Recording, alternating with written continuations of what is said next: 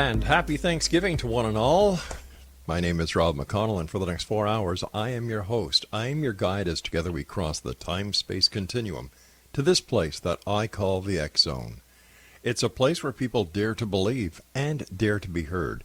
It's a place where fact is fiction and fiction is reality. And the X Zone comes to you Monday through Friday from 10 p.m. Eastern until 2 a.m. Eastern, right here on the X Zone Broadcast Network, Talkstar Radio Network, Mutual Broadcast Network, iHeartRadio, Simul Radio, and Simul TV. If you would like to send me an email, xzone@xzoneradiotv.com, on all social media sites, X Zone Radio TV. And to find out about the programming we have available for you 24/7, 365 on the X Zone Broadcast Network, visit www.xzbn.net. And for the programming we have on the X Zone TV channel, which is channel number 21 on Simul TV, www.simultv.com.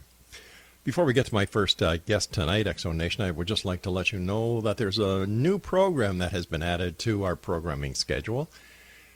Starting today, Mac Maloney's Military X-Files has joined the X Zone Broadcast Network family, and we're happy to have Mac and his crew along with us. If you'd like to find out more about Mac, his crew, listen to some of the past shows that we've pre-produced, all you need to do is go to www.xzbn.net. Now, my guest this hour, Robin Strom-Mackey, has been researching and investigating the paranormal for the better part of a decade. During that time, she has written extensively about ghosts for her blog, The Shore, at DelawareParanormal.org. No, I'm sorry, that was her website. Her blog is DelawareParanormal.blogspot.com. She is the founder and director of Delaware Paranormal Research Group, as well as being a medical professional, mother and wife. Formerly, she was a teacher of English, communications, and broadcasting, and a television journalist for the U.S. Navy. Aside from video, she is also an enthusiastic amateur photographer. Now, she loves anything to do with water, jogging, hiking, biking, drinking Bloody Marys. Hey, girl after my own heart. And getting caught in the rain. She lives in Delaware with her husband, son, Uther the dog, Miss Scarlet the cat, and a sugar glider named Hiccup. Joining me now is Robin Strom-Mackey. And first of all, Robin, thank you very much for your service. Oh, thank you. My goodness. Bloody Marys. Well, can I substitute the Bloody Marys with Pina coladas? No, they're too sweet. Okay. All right. Well, I'll stick with you with Bloody Marys for this hour. Okay. All right. Tell me, how did you get interested in the paranormal? Where does this deep interest lie? Yeah, I get asked that all the time. I was always interested in the paranormal from a child on. I used to swap ghost stories with my best friend, Heidi. As children, we'd do sleepovers, and we'd tell ghost stories until we were so afraid to go to sleep that we would have to go into her parents' bedroom and sleep on the floor. I mean, it was just awful. And then as a teenager, it was always the movies, the haunted movies, right. The Fog and The Shining. Oh my God, The Shining, always. But for me, it was always just imaginary. I had never had a paranormal experience, and it was always just imaginary. I never really thought it was real. And then I was in my 30s, and my husband and I moved into our first home that we bought, and it was an old Victorian in Pennsylvania. I think every house in Pennsylvania is haunted. I'm beginning to believe that. Yeah, I am too. So, and the first night that we had moved into this old Victorian, it was built before the Civil War, about 1864, I think it was built. And we were moving in, cleaning up the house, wiping everything down and cleaning the carpets and, getting everything ready before the furniture moved in. Sure. We had a 2-year-old, and we had put him down. There was a first floor bedroom because it was a 5-bedroom house. It was just huge. Wow. And so we had bedded him down on the first floor in the first floor bedroom. And then we had worked late into the night, and about midnight we rolled out our own bedrolls and bedded down for the night, and we went to sleep. And of course we went straight to sleep because we were exhausted. Sure. And I think it was about 2 a.m. and something awoke me, a sound or someone calling me, or I don't know what it was, but I woke up and I opened my eyes, and there was a small child looking at me like it was kneeling over me. And I assumed it was very, very dark, and I assumed it was my 2-year-old. And the child got up and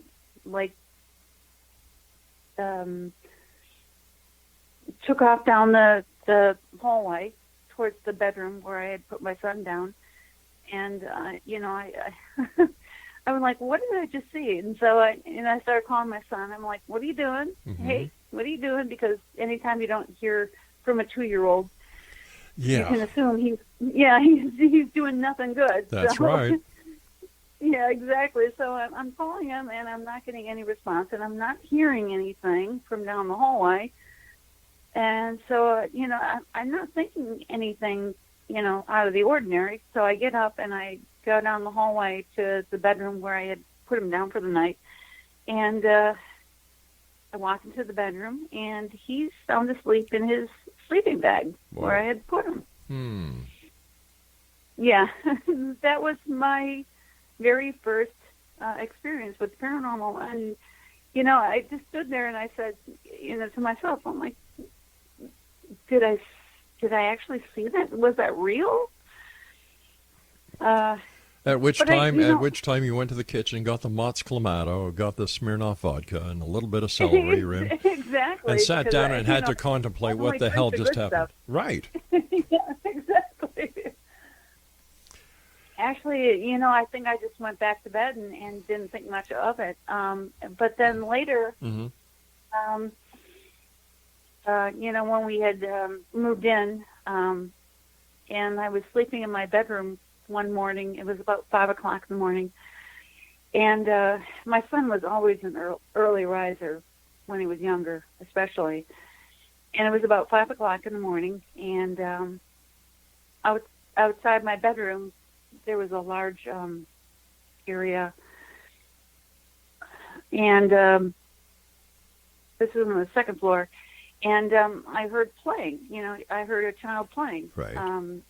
Moving things around and giggling, and I don't know all what. But it was 5 o'clock in the morning, and I was not about to get up at that point. And so I said, to my son, I'm like, hello, you need to go back to bed because I'm tired, and I don't intend to get up at 5 o'clock in the morning and watch you. And I didn't hear much after that, and so I got up and went out to the hallway. Right. And he wasn't there. And I'm like, what did I just hear? So I went into his bedroom, and of course, again, he's sound asleep. So it couldn't possibly have been him. So, and then much later, actually, my mother reported something very similar, and she never told me at the time, which really irritated me. But she said that we had two stairways in the house. It was an old Victorian. We had the formal front staircase and then the back staircase, which the servants would have used. And she said that she heard a child playing on the back staircase. And she was worried about my son, because he was very young at the time, being on the back staircase and, possibly falling down it. And so she called out to him, and she didn't get an answer. And so she went to the back staircase, and, of course, there was no one there. So. Wow. Listen, Robin, you and I have to take our first break. Please stand by. Yeah, okay. When a child is quiet, They're up to something. They really are. That's for sure. Right. Us parents know what we're talking about, especially when it We comes do. to young tots. Robin Strom-Mackey is our very special guest this hour, X-Zone Nation. And her website is DelawareParanormal.org. And Robin and I will be back on the other side of this commercial break as we continue here in the X-Zone from our broadcast center and studios in Hamilton, Ontario, Canada. I'm Rob McConnell. Don't go away.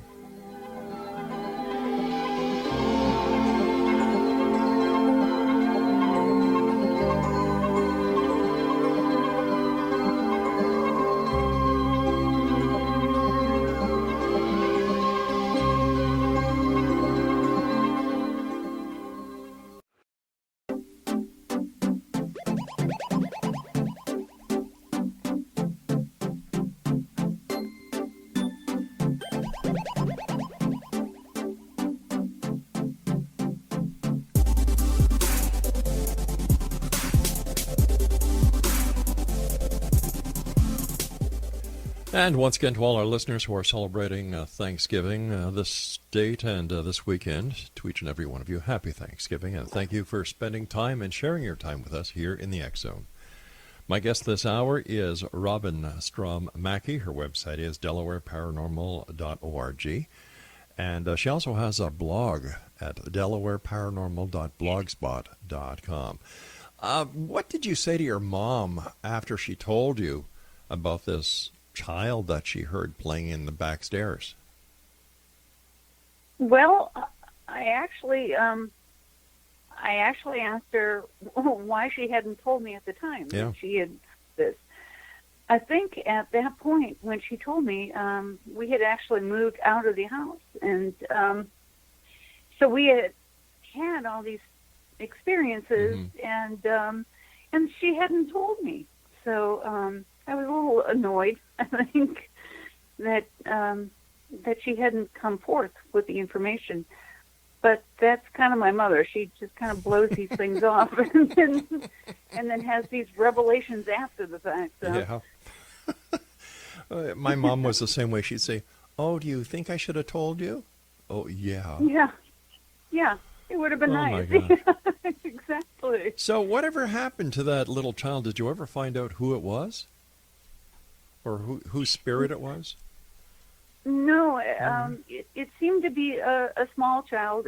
I always assumed it was a small male child. We had other experiences, nothing as stark as seeing the child or, hearing the child outside the bedroom. But right.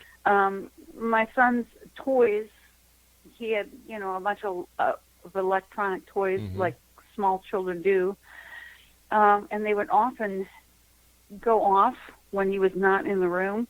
There was one car in particular, one racing car toy that he had that his grandparents, oddly enough, had given him, and it would just rev up for no reason whatsoever and just go off. And I would have to go up to the room and turn it off or take the batteries out. At the time, I wasn't really into the paranormal, and I didn't connect the two. I just assumed that the batteries were wearing out or something was wrong with the toys. So I'd go up to the bedroom and take the batteries out, or replace the batteries, or turn the toy off, and not really think anything of it. So. But let me ask you this. When you did get interested in the paranormal and you started adding one and one, car goes on by itself, I go up there, there's nobody there, must be the batteries. How did that change your chain of thought once you started understanding all about the paranormal? Yeah, unfortunately, we had long since sold the house and moved out. And, I understand. I understand that, but what did you kind of say? Oh gosh. Oh, definitely. It was the house itself was long since sold, and the experience is long since passed. And and once I started, as you say, putting 1 + 1 together. Yeah. I started to think, oh, I wish I had paid more attention and, possibly done a little bit of research on my Sure. own.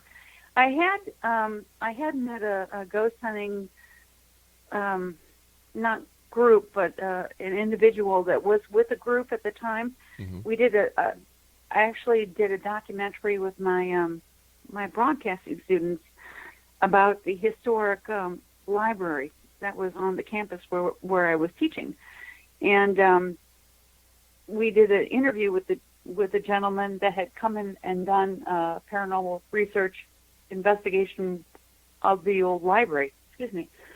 And I told him a little bit about my house. I said, I woke up and I saw a small child, and I've had a couple of experiences, Mm-hmm. and he didn't seem all that interested, and I didn't think I had enough activity going on to actually call in a group to do an investigation. But after I moved out of the house, I kind of wished I'd pursued it more. I think I possibly could have had some good interactions, but So when did you actually start doing paranormal investigations? What was it that you went from a mom who just thought there was something strange happening with the cars and the child out of the bedroom, the child that was up at 5 o'clock in the morning, to where you actually, yeah. But what happened to make you start taking this very serious?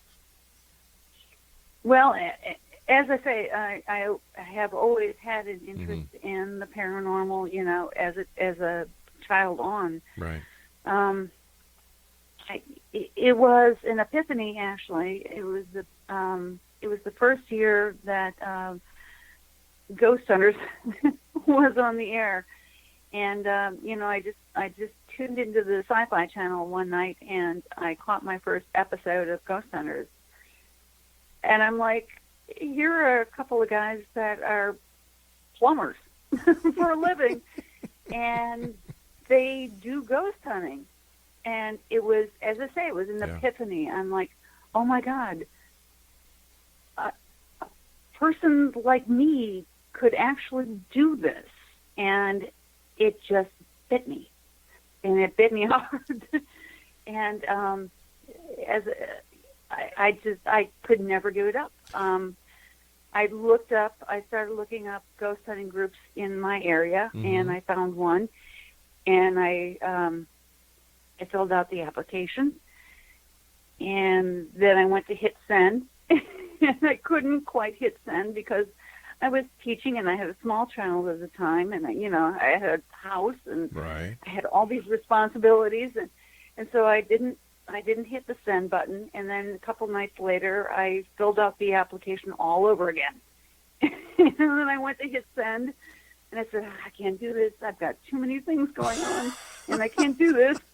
And so I waited a couple more days, and I filled out the application. I think I filled that thing out like 4 or 5 times. Oh, so you didn't just take a snapshot of it and put it aside so that you could.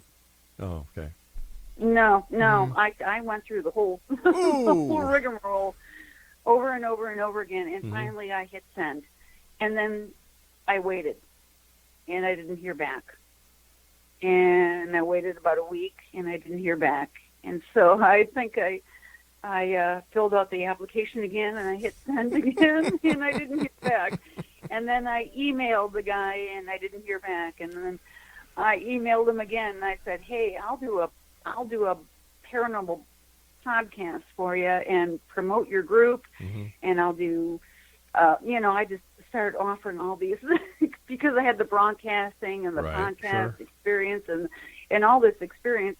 I said, I'll do anything you want to promote your group, but I need in, And then I think I emailed him again and again, and finally he emailed me back, and he's like, okay, enough is enough.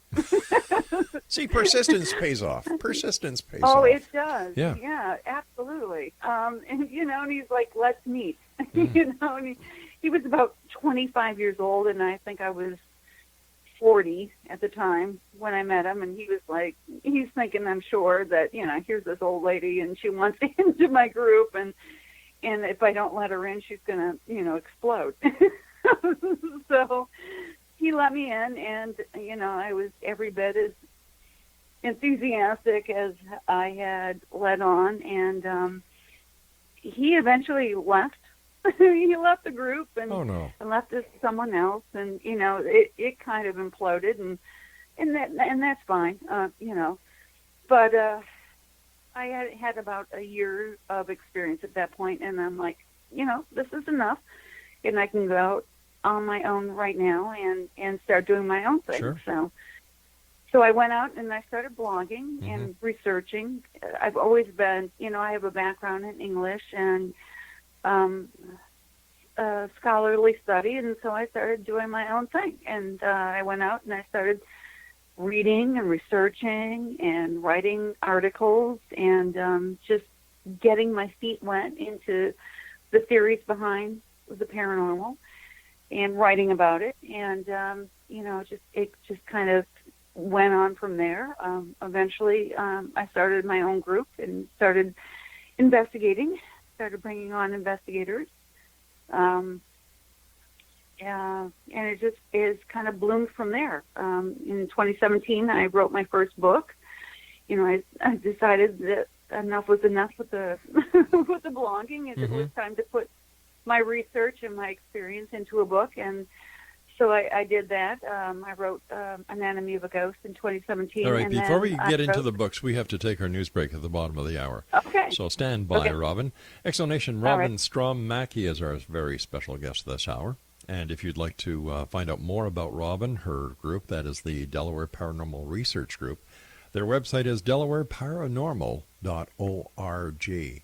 And Robin and I will be back on the other side of this commercial break with the news as we continue here in the X Zone from our broadcast center and studios in Hamilton, Ontario, Canada. The current edition of the X Chronicles newspaper for the month of November is available at www.xchroniclesnewspaper.com, and of course, it's with our compliments. The X Zone, Monday through Friday, 10 p.m. Eastern until 2 a.m. Eastern, right here on the X Zone Broadcast Network from our broadcast center and studios in Hamilton, Ontario, Canada. Don't go away.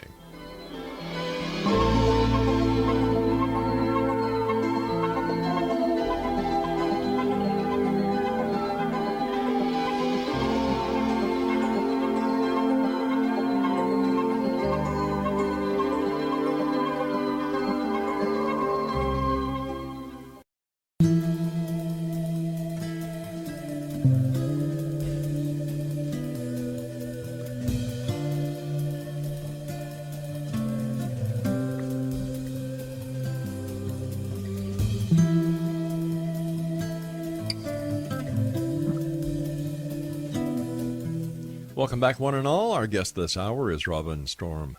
I'm Strom-Mackey, and her website is DelawareParanormal.org. Robin, before we went to the news break at the bottom of the hour, you just started to talk about the books you've written. Now, your first book is entitled Anatomy of a Ghost. Can you tell us a little bit about it? Absolutely. It's basically the amalgamation, if you will, of 10 years of my research into the paranormal. It's about everything doing with ghosts and ghostly phenomena. It covers a wide variety of topics, including ghosts, of course, and all the theories about what ghosts are and residuals and intelligent haunts. But it also covers out-of-body experiences, near-death experiences, after-death experiences, man-made ghosts, because it turns out you can make your own ghosts, angels and demons, and, of course, it includes a lot of first-hand accounts of people that have witnessed ghosts, including myself and other people that I've interviewed. So it covers a wide variety of things to do with basically everything ghosts. All right, based on your experience and the people that you've talked to, as well as the investigations that you've gone on, what or how would you describe what a ghost is?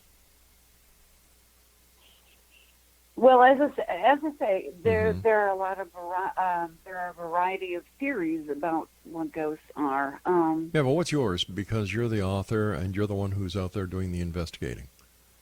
Yeah, good question.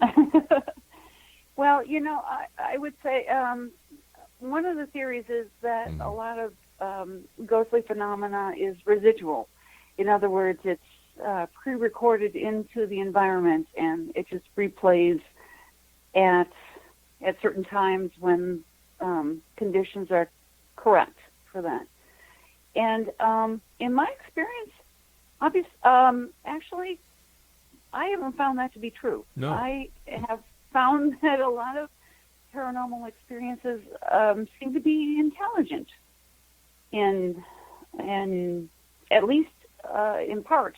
They will parrot back what you ask them to, or what you say. If you say, for example, I love pizza, you'll Mhm. get a EVP saying, I love pizza. It won't be exactly intelligent, but it will seem to respond to what you say. And then I've had some paranormal experiences where it's extremely intelligent, where it seems to have its own agenda, and it will respond in ways that you never anticipated that it would respond. So, I would have to say that despite theories to the fact that it's not intelligent, I have found that it tends to be intelligent, at least fairly intelligent, to the point that it's actually very intelligent, to the point where it seems to have its own existence, and it's not an existence that is parallel to yours. It's existing on its own and doing its own thing, and it's not dependent on you whatsoever. So So I don't know if that's, how do we explain the existence of a ghost? For example, somebody dies. Is this part of the death process where they can either go to wherever it is we go and we're dead, or they can remain for one reason or another? And why do they decide to stick around? well, yeah. Does this answer for after death? Yeah, there are theories that there are different planes of existence, Mm-hmm. and that we might die and leave, for example, a lower stage of our personality behind. For example, the Egyptians talked about different planes of existence, and the lower plane was called the Ka, and the Ka would remain with the body, and they would build the pyramids, and they would put a likeness of the dead person in the area where the coffin was, Okay. and the Ka was supposed to remain in that area, and you had to feed the Ka with offerings of food and water, or wine and bread.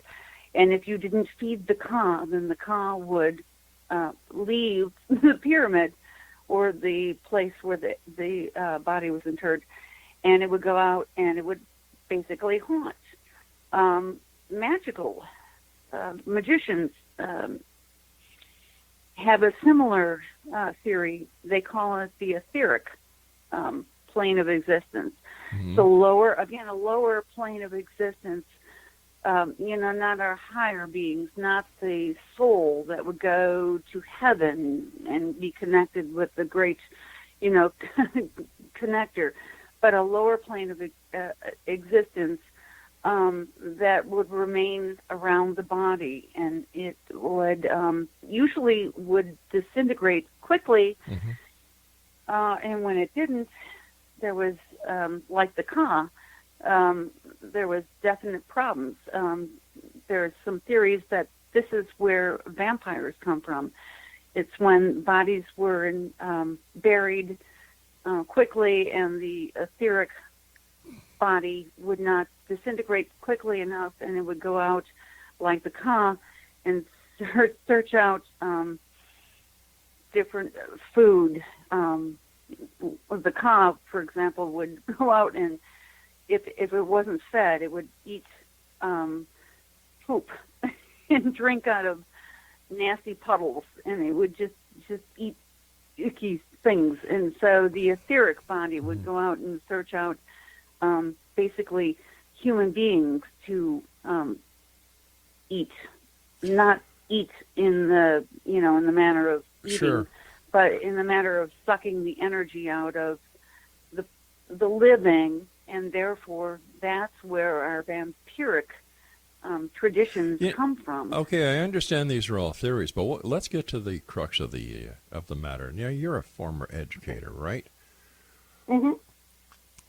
What is the scientific explanation, if any, for the paranormal? Well, I think the scientific explanation is probably rooted in the developments of quantum theory, which I'm studying very carefully, because quantum theory is developing and coming up with a lot of theories that, to be quite honest, support a lot of the ideas and theories that we've had in the paranormal for a long time. For example, right, but once again, these are all theories. The paranormal has been investigated for, well, let's say, at least 200 years. And yet, nothing. Here we are in the year of 2018, highly technologically advanced society. And we're no further ahead now when it comes to investigating the paranormal or getting a better understanding of it than we were 200 years ago. How come? I find this a little perplexing. Well, I think, honestly, we're closer now than we have been in a long time. I think, for one thing, we have been in this scientific age for a long time, yes, where we have dismissed Christianity and everything to do with the spiritual. And I think, this is just my own personal theory, but I think that the normal person needs the spiritual. They need to experience and interact with the spiritual. They don't just want, it doesn't feed the soul to just be enmeshed in the scientific. We don't just want to hear about, the electron and the proton and why not? the neutron, because it doesn't feed our souls. Let me ask you this question, then we have to go to our break, and this will give you a couple of minutes to think about it. Is it possible that the paranormal is replacing religion? Think about that. We'll be back on the other side of this break as we continue here in the X Zone from our broadcast center and studios in Hamilton, Ontario, Canada. Robin Strom-Mackey is our special guest, and her website is delawareparanormal.org. This is the X Zone. I am Rob McConnell. I'll be back on the other side of this break as we wrap up this hour in the X Zone. Whatever you do, don't go away.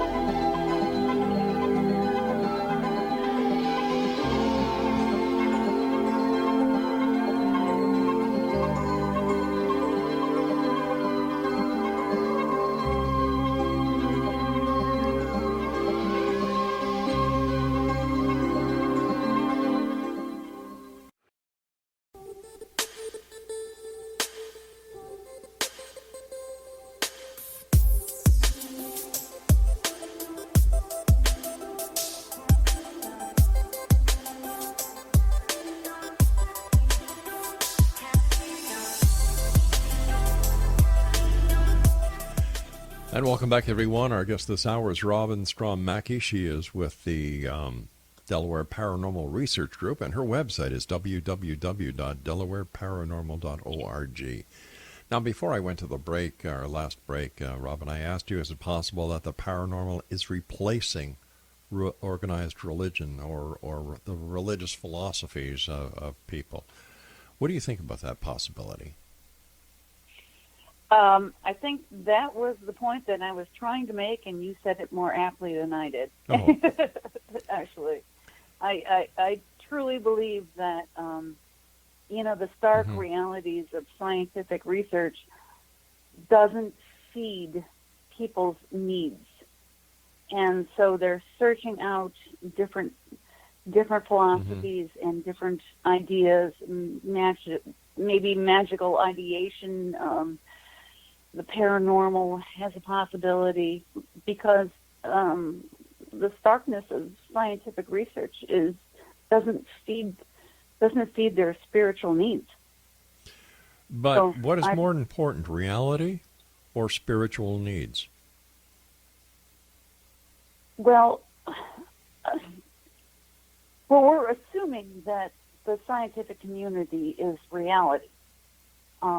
And I'm not sure that the scientific community and scientific research is the entirety of reality, because there's a whole lot of things that go on in the world that cannot be explained by scientific research.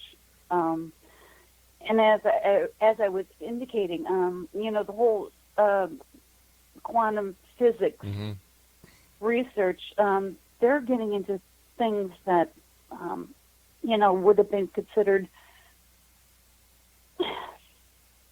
craziness, 10 years ago, talking about different dimensions and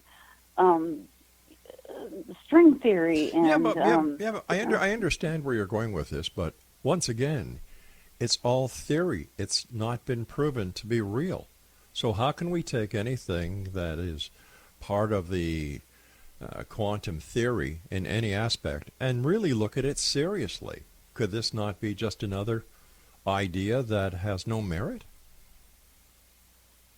Well, actually, they have proven some very interesting things, like the boson-Higgs photons. So I'm not a quantum physicist. I'm an English teacher. Sure. So, but they haven't proven that there are multiple dimensions. They haven't proven that there are parallel universes. These are all theories, and it's within these theories that the paranormal lives. True. So I'm just trying to wonder how we give justification to all the attention that the paranormal is getting today from society. Well, yeah, and I agree. It's not just quantum physics. It's a need in our society for something besides the stark reality of scientific research. Does that mean people within the paranormal community cannot face reality, and they're seeking something else that will give them the thrill ride experience? Well, I won't say that, because I went into paranormal research to find the truth. And what have you found? We go into an investigation, and we try to find realistic explanations for things. And if we can find a realistic explanation for something, then we throw out the evidence. Gotcha. I personally went into paranormal research because I wanted to know what the answer was. I didn't want to take Christianity and spirituality at face value. I wanted to find evidence to support it. I mean, I couldn't accept certain theories like Noah put all the animals into a big boat and sailed it off or Adam and Eve were the first two people, and from them all people, originated. Just those types of stories just seem too simplistic for me, and I wanted answers that would explain those theories. They're stories, possibly stories built on some sort of reality, but they're just still children's stories. And so I went into paranormal research to try to figure out the reality behind these types of things. So I didn't go into it to just accept these things out of hand. I went into it because I wanted to, from a personal standpoint, figure out what was going on behind the scenes. So after getting into the paranormal, after getting into paranormal research, what findings have you come up with? Well, they're sadly they're always ambiguous. But I have had a few investigations that have been honestly, truly remarkable. I've gotten some EVPs that were just absolutely mind-blowing, where there's whole conversations going on in the background. And the personalities are obviously intelligent, and they have an intelligence beyond my own, and just they seem to have an existence that is different from mine or ours, and I mean, that kind of thing is mind blowing. When you realize that there is something there that you can't see and necessarily hear, but is living, if you will, and interacting with its environment, and can see and it can hear you, and it can interact with its environment. It can come, it can go, it can manipulate the environment. It's incredible. So. And how do you prove that? How do we unequivocally prove that this has got something to do with the paranormal and nothing to do with what we as humans have not discovered that we ourselves are manipulating? You are a devil's advocate, aren't you? I'm a broadcaster and I'm a journalist. Yeah, God bless. See, this is why I went into the paranormal. And as I say, it's very often ambiguous, and it's frustratingly ambiguous. But I have had, some evidence, such as EVPs. For example, we did an investigation at a house in, I'll just call it Rehoboth Beach, where we got two EVPs that were honestly, truly, probably the best EVPs that I have gotten in my entire 10 years of paranormal research. And it was an entire, basically they were an entire conversation in and of themselves. And the spirit, it seemed to be a female spirit. It seemed to be having a whole conversation in and of herself, and I couldn't explain it at the time. The first one said it started with indecipherable whispering, and then she said, "in the eye before," and I've never been able to figure out what that meant. And then she said, "I can't go out again. It's been 3 months." And then later in the evening, I got another EVP, almost exactly the same.